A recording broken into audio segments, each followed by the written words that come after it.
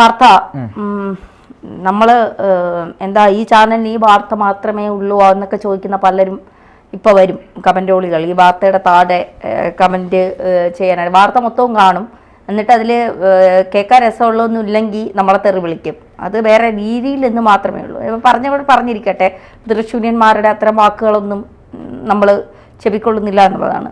ലോകത്ത് നടക്കുന്ന കാര്യങ്ങൾ അറിയിക്കുന്നു. അതൊന്നും മീഡിയ മലയാളം ഇരുന്നുണ്ടാക്കുന്ന വാർത്തകളല്ല. ഇതൊക്കെ പല പ്രമുഖ ചാനലിലും വരുന്ന വാർത്തകൾ നമ്മൾ പ്രേക്ഷകരുടെ മുന്നിലേക്ക് എത്തിക്കുന്നു എന്നുള്ളത്. അതാണ് നമ്മുടെയൊക്കെ സോഴ്സ് എന്ന് പറയുന്നത്. ടൈംസ് ഓഫ് ഇന്ത്യയിലും പിന്നെ എന്താ പറയുക ഇന്ത്യ ടുഡേയിലും ഒക്കെ വരുന്ന വാർത്തകൾ നമ്മൾ പ്രേക്ഷകരുടെ മുന്നിൽ എത്തിക്കുന്നു എന്നുള്ളതാണ്. ചീത്ത വിളിക്കുമ്പോൾ നിങ്ങൾ അവരെയും കൂടെ ചേർത്ത് വിളിക്കുക എന്നുള്ളതാണ്. ഇതേ വാർത്തകൾ മെയിൻ സ്ട്രീം മാധ്യമങ്ങൾ പറഞ്ഞു പോകുന്നുണ്ട്. അവർ വിശദമായി പറയുന്നില്ല എന്ന് മാത്രമേ ഉള്ളൂ. അവിടെ പോയി തെറി വിളിക്കാൻ കഴിയുന്നില്ല. ഇപ്പോൾ വന്നിരിക്കുന്ന ഒരു പുതിയ വിവരം, സത്യത്തിൽ അത് കേട്ടപ്പോൾ എനിക്ക് ചിരിയാണ് വന്നത്. പക്ഷെ അത് വളരെ ഗൗരവമുള്ളൊരു കാര്യം കൂടിയാണ്. ഭർത്താവിൻ്റെ ജനനേന്ദ്രിയത്തിൽ ഭാര്യ തൊഴിച്ചു, ചവിട്ടി അതിനെ ഒരു പരുവമാക്കി. ഭർത്താവിന് 17 സ്റ്റിച്ചുകൾ എന്നാണ് പറയുന്നത്. അതല്ല രസം. എന്തുകൊണ്ട് ഭാര്യ ഇങ്ങനെ ചെയ്തു എന്നുള്ള ആ കാരണം കേട്ട്, ആ വിചിത്ര കാരണം കേട്ട് ഞെട്ടിയിരിക്കുകയാണ് പലരും എന്നാണ് പുറത്തു വരുന്ന വിവരങ്ങൾ. സത്യത്തിൽ എന്താണ് ഈ സംഭവം? എവിടെയാണ് ഇത് സംഭവിച്ചിരിക്കുന്നത്? സംഭവം ഏറെ രസകരമാണ്, പക്ഷേ അതുപോലെ തന്നെ ദയനീയവുമാണ്. യഥാർത്ഥത്തിൽ നമ്മൾ രസകരമാണ് എന്ന് പറയുമ്പോഴും അതിൻ്റെ ഒരു വശം പരിശോധിക്കുമ്പോൾ നമുക്ക് സങ്കടം തോന്നും. അങ്ങനെ ഒരിക്കലും ചെയ്യാൻ പാടില്ലാത്തതാണ്. ആർക്കും അങ്ങനെ ഒരു അനുഭവം ഉണ്ടാകാതിരിക്കട്ടെ. യഥാർത്ഥത്തിൽ സംഭവിച്ചത് തായ്ലൻഡിലാണ്. തായ്ലൻഡിലെ ബുരിറാം എന്ന് പറയുന്ന ഒരു സ്ഥലത്താണ് ഇത് സംഭവം. ബുരിറാം അവിടെ ഈ കരിമ്പ് ശേഖരിക്കാൻ പോകുന്ന ഒരു സ്ത്രീയും അവരുടെ ഹസ്ബൻഡിന് കരിമ്പ് ശേഖരിക്കലല്ല ജോലി, പക്ഷെ ഈ പറയുന്ന സ്ത്രീക്ക് കരിമ്പ് ശേഖരിക്കലാണ് ജോലി. അവരുടെ പേര് ചനിത കുദ്രം എന്നാണ്. നല്ല പേരാണ്. തായ്ലൻഡിലൊക്കെയുള്ള പേര് വ്യത്യസ്തമായ പേരായിരിക്കുമല്ലോ. അപ്പോൾ ചനിത കുദ്രം. അപ്പം അവർ ഈ കരിമ്പ് ശേഖരിക്കാൻ വേണ്ടി രാവിലെ തന്നെ വീട്ടിൽ നിന്ന് ഇറങ്ങുന്നു, വൈകുന്നേരം വീട്ടിലേക്ക് തിരിച്ചു വരുന്നു എന്നുള്ളതാണ് അവരുടെ ഒരു ശൈലി. ഒരു ദിവസം ഇവർ കരിമ്പ് ശേഖരണമൊക്കെ കഴിഞ്ഞ് വീട്ടിലേക്ക് വരുമ്പോൾ സാധാരണയായി വീട്ടിൽ ജോലിയൊക്കെ കഴിഞ്ഞ് ക്ഷീണിച്ച് വരുന്ന ഭാര്യയ്ക്ക് അല്പം ഭക്ഷണം ഉണ്ടാക്കി കൊടുക്കുക, അല്ലെങ്കിൽ ആരായാലും ഭക്ഷണം ഉണ്ടാക്കി കൊടുക്കുക എന്നൊക്കെ ഒരു സ്വാഭാവികമായ മര്യാദയാണ്. അപ്പോൾ അത് അവിടെ നടക്കുന്നില്ലായിരുന്നു. കാര്യം ഇവർ ജോലി കഴിഞ്ഞ് വരുന്ന സമയത്ത് ഇവിടെ മേശപ്പുറത്ത് ഭക്ഷണം തയ്യാറല്ല. ഇദ്ദേഹം പലപ്പോഴും സുഹൃത്തുക്കളോടൊപ്പം മദ്യപിക്കാൻ വേണ്ടി പുറത്തു പോകും. ഇതൊക്കെ 2, 3, 4 ദിവസങ്ങളല്ല, തുടർച്ചയായി ആവർത്തിക്കപ്പെട്ടപ്പോൾ ഭാര്യയ്ക്ക് ഇദ്ദേഹത്തിനോട് ഭയങ്കരമായ ദേഷ്യം അനുഭവപ്പെട്ടു. അങ്ങനെ ഭയങ്കരമായ ദേഷ്യം അനുഭവപ്പെട്ടപ്പോൾ ഇയാളുടെ പേര് എന്ന് പറയുന്നത് യഥാർത്ഥത്തിൽ ഞാനിവിടെ എഴുതി വെച്ചത് നല്ലൊരു വ്യത്യസ്തമായ പേരാണ്.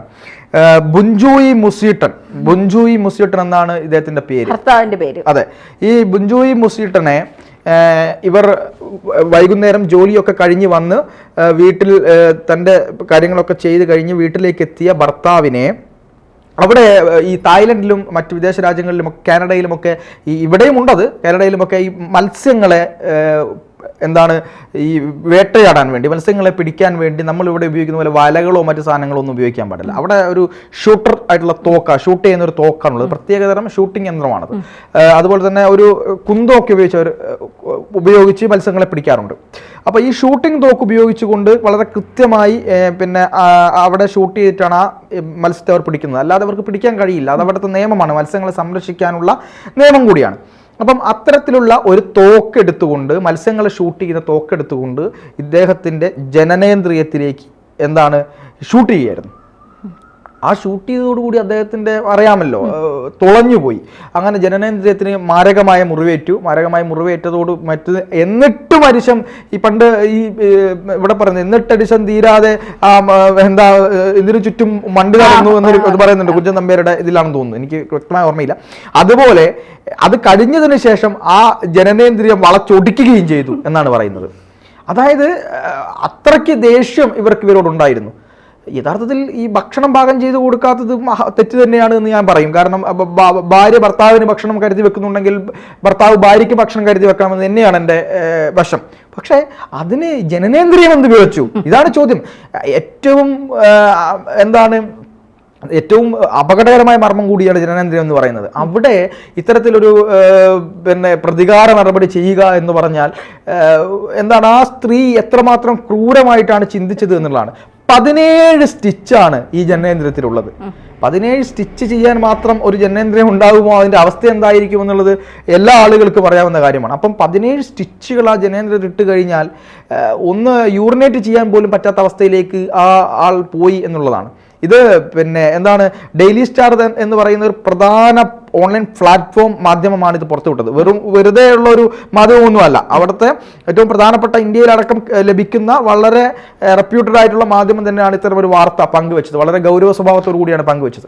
അപ്പോൾ ഇത്തരത്തിൽ ലൈംഗികത അല്ലെങ്കിൽ ലൈംഗിക അവയവങ്ങളെ തകർക്കുന്ന രീതിയിലേക്കുള്ള പ്രതികാരങ്ങൾ ലോകത്ത് കൂടി വരുന്നു എന്നുള്ളത് തന്നെയാണ് ഒരുപാട് പഠനങ്ങളിൽ നിന്ന് അല്ലെങ്കിൽ ഒരുപാട് വാർത്തകളിൽ നിന്നൊക്കെ നമുക്ക് മനസ്സിലാവുന്നത്.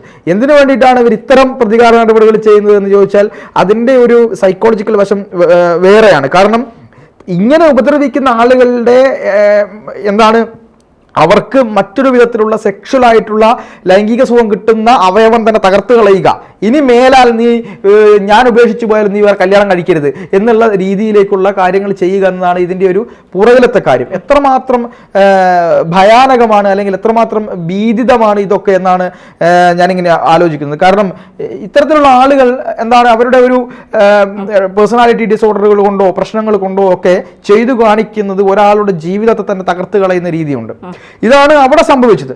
ഇനി നേരെ തിരിച്ച് നമുക്ക് നമ്മുടെ ഇന്ത്യയിലേക്കും നമ്മുടെ നാടുകളിലേക്കും ഒക്കെ വന്നു കഴിഞ്ഞാൽ പല പ്രശ്നങ്ങൾ സംഭവിക്കുന്ന സമയത്തും ഈ ലൈംഗികാവയവത്തിന് ചവിട്ടുന്ന ആളുകളുണ്ട്. അതായത് അവിടെ ഇതൊരു മർമ്മമാണ്, അതുകൊണ്ട് അവിടെ ചവിട്ടിക്കഴിഞ്ഞാൽ മനുഷ്യൻ സ്ട്രക്കായി പോകും.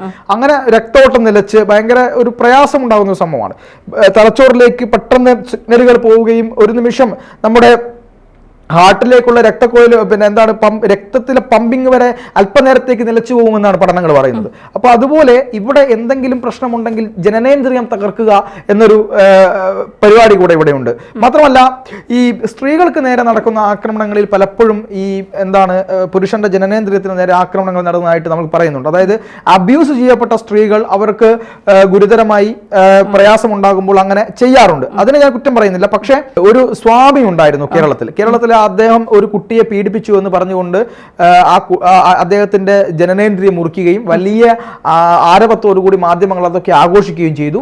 പിന്നീട് കേസന്വേഷണം മുന്നോട്ട് പോയപ്പോൾ അതിൽ യഥാർത്ഥത്തിൽ അദ്ദേഹം തെറ്റുകാരനല്ലെന്നും അദ്ദേഹം ഈ കുട്ടിയുടെ കാമുകനെ വിവാഹം കഴിക്കരുത് എന്ന് പറഞ്ഞതുകൊണ്ട് മാത്രം കാമുകനും കുട്ടിയും ചേർന്നൊരിക്കൽ പ്ലാനിങ്ങിൽ അദ്ദേഹത്തെ കെട്ടിയിട്ട് അദ്ദേഹത്തിന്റെ ജനനേന്ദ്രിയം ആ കുട്ടിയും കാമുകനും ചേർന്ന് മുറിച്ചു എന്നുള്ളതാണ് പുറത്തു വന്നത്. എന്നിട്ട് അതിൽ അദ്ദേഹത്തെ കള്ളപ്രതി ചേർത്ത IPS ഉദ്യോഗസ്ഥയുണ്ട്. ഈ IPS ഉദ്യോഗസ്ഥ തന്നെയാണ് ദിലീപ് കേസും അന്വേഷിച്ചത് എന്നാണ് ഞാൻ മനസ്സിലാക്കുന്നത്. ഈ അന്വേഷണ ഉദ്യോഗസ്ഥന്മാരുണ്ട്. അദ്ദേഹത്തും ഇപ്പോഴും മൂകാംബികയിലും മറ്റു സ്ഥലങ്ങളിലുമൊക്കെ ഇങ്ങനെ പോയിരിക്കുകയാണ്. അദ്ദേഹത്തിന്റെ ജനനേന്ദ്രിയം പിന്നീട് ശസ്ത്രക്രിയയിലൂടെ ഒക്കെ പിന്നെ വലിയനൊന്നും ചെയ്യാൻ കഴിഞ്ഞില്ലെങ്കിലും അദ്ദേഹം ഒരു പാവം മനുഷ്യനായി വീണ്ടും ആ സന്യാസി ഒതുങ്ങുകയാണ്. അപ്പൊ അത്ര ക്രൂരമായ കാര്യങ്ങൾ ചെയ്ത ആളുകൾ പോലും ഇവിടെ ഉണ്ട് എന്നുള്ളത് കൂടിയാണ് ഞാൻ പറയുന്നത്. ഇത്തരത്തിൽ ഈ ജനനേന്ദ്രിയവുമായി ബന്ധപ്പെട്ട് മറ്റു സാധനങ്ങളുമായി ബന്ധപ്പെട്ടൊക്കെ ഉണ്ടാകുന്ന ആക്രമണങ്ങൾ കൂടി വരുന്നു എന്നുള്ളത് കൂടിയാണ് നമ്മൾ ഇതിലൂടെ മനസ്സിലാക്കേണ്ടത്. എനിക്ക് പറഞ്ഞതുപോലെ തന്നെ ഇതൊരു നിസ്സാരമായ കാര്യമല്ല. ഒരാളുടെ ജനനേന്ദ്രിയം എന്നൊക്കെ പറയുന്നത് മരണത്തിന് വരെ അല്ലേ നമ്മുടെ കാരണമാകാൻ സാധിക്കുന്ന കാര്യങ്ങളാണ്. അപ്പോൾ ഇത്തരത്തിൽ ഈ വാർത്തകളൊക്കെ വരുന്നത് നാഷണൽ ഇന്റർനാഷണൽ പത്രങ്ങളിലാണ് അല്ലെങ്കിൽ ചാനലുകളിൽ മാധ്യമങ്ങളിലാണ് എന്നുള്ളതാണ്. അല്ലാതെ നമ്മളിത് ഇരുന്ന് ഉണ്ടാക്കി എടുത്തുകൊണ്ട് വരുന്ന വാർത്തകളല്ല. ഇതൊക്കെ ഇന്റർനാഷണൽ മാധ്യമങ്ങളിൽ വരുന്ന വാർത്തകൾ പ്രേക്ഷകരുടെ മുന്നിലേക്ക്, കാരണം രാഷ്ട്രീയം മാത്രമല്ലല്ലോ വാർത്ത എന്ന് പറയുന്നത്. വാർത്ത എന്ന് പറഞ്ഞാൽ എല്ലാ തരത്തിലുമുള്ളത് വാർത്തകളാണ്. അതുകൊണ്ടാണ് ബാല 3ാമതും 4ാമതും കല്യാണം കഴിച്ചപ്പോൾ ഈ മാധ്യമങ്ങളെല്ലാം പോയി വാർത്ത എടുക്കുന്നത് എന്തുകൊണ്ടാണ്? ബാല എത്ര കല്യാണം കഴിച്ചാൽ ഇവിടുത്തെ മാധ്യമങ്ങൾക്ക് എന്താ? അതിലൊന്നും പ്രശ്നമില്ല. നമ്മളിതിന് എന്തെങ്കിലും പറയുന്നതിൽ ആണ് പ്രശ്നം എന്നുള്ളതാണ്. എന്തായാലും നമുക്ക് ഇതിന്റെ താഴെ വരുന്ന കമന്റുകൾ എന്താണെന്ന് നോക്കാം. ആന്തൂരിലെ സാജൻ കൊല്ലപ്പെട്ടപ്പോൾ ദേശാഭിമാനി പിറ്റേന്ന് എഴുതിയത് ആന്തൂരിലെ സാജന്റെ ഭാര്യയ്ക്ക് മറ്റു ചില പ്രയാസങ്ങൾ ഉണ്ടായതുകൊണ്ടാണ് ആന്തൂരിലെ സാജൻ മരണപ്പെട്ടത് എന്നാണ്. അതുപോലും വളരെയധികം ആഘോഷിച്ച നാട്ടിലാണ് ഇത്തരം കാര്യങ്ങൾ പറയുന്നത്. ഇത് നമ്മളൊരു വളരെ രസകരമായി ആസ്വദിക്കാൻ പറ്റുന്ന രീതിയിലല്ല നമ്മൾ ഈ വാർത്തകൾ ചെയ്യുന്നത്. ഇതിനെതിരായിക്കൊണ്ട് അവബോധമുണ്ടാക്കുക എന്നുള്ളതാണ് നമ്മൾ ചെയ്തുകൊണ്ടിരിക്കുന്നത്. ആ അവബോധമുണ്ടാക്കുക എന്നുള്ള കാര്യത്തെ പോലും പരിഹസിക്കുകയാണ് ചിലർ ചെയ്യുന്നത്. അത് അവരുടെ ഇഷ്ടം. നിങ്ങൾ കാണുകയും കമന്റ് ഇടുകയും ചെയ്തോളൂ. പക്ഷെ ഞങ്ങൾക്ക് അതിനെതിരെ പറയാനുള്ള അവകാശവും ഞങ്ങൾക്കുണ്ട് എന്ന് മനസ്സിലാക്കുക.